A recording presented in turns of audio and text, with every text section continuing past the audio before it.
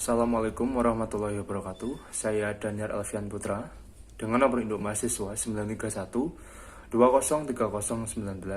Saya dari kelompok 9 akan mereview makalah dari kelompok 3 yang berjudul Advokat di Indonesia.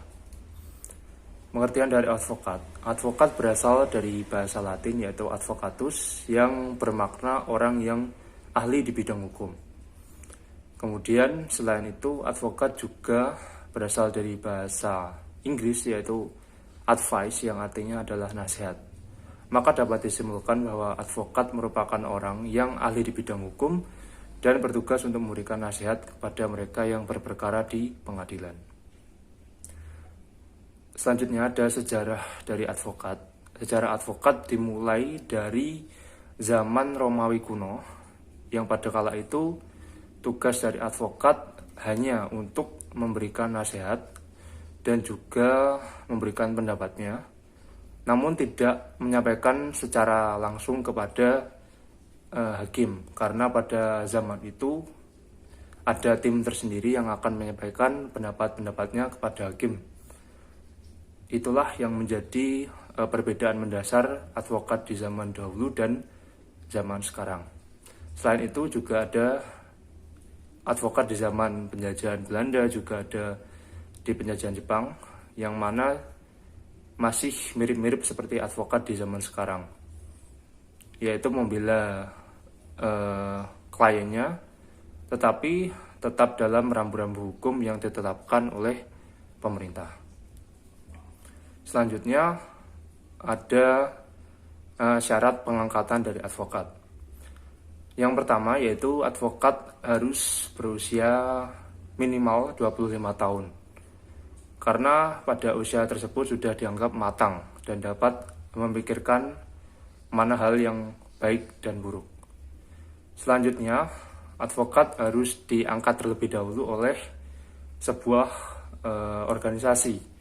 Jadi tidak serta-merta bisa menjadi advokat secara langsung. Sebenarnya setelah diangkat oleh organisasi tersebut, seorang advokat ini sudah bisa dianggap sebagai advokat resmi, namun harus melewati semacam ikrar atau janji terlebih dahulu yang akan diucapkan sebelum benar-benar disahkan untuk menjadi seorang advokat. Yang terakhir ada hak dan kewajiban dari advokat.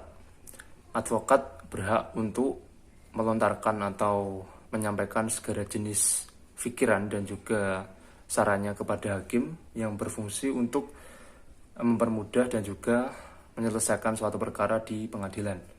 Selanjutnya, advokat juga berhak untuk menerima fee atau honorarium yang sesuai atau sudah disetujui dari kliennya. Kemudian advokat juga berhak mendapatkan hak khusus yang disebut hak imunitas, yang mana di dalam hak tersebut advokat tidak bisa dituntut oleh siapapun di dalam pengadilan. Kemudian kewajiban dari advokat wajib untuk melindungi data-data, melindungi informasi penting dan juga informasi yang bersifat pribadi dari kliennya. Selanjutnya advokat harus menghormati siapapun yang ada di dalam pengadilan. Yang terakhir yaitu kewajiban dari seorang advokat adalah tidak membeda-bedakan antara klien, baik klien itu miskin, kaya, klien itu mempunyai agama yang berbeda, ras, suku, dan sebagainya. Maka seorang advokat harus selalu menjunjung tinggi adanya kebersamaan dan juga adanya keadilan di dalam membela klien.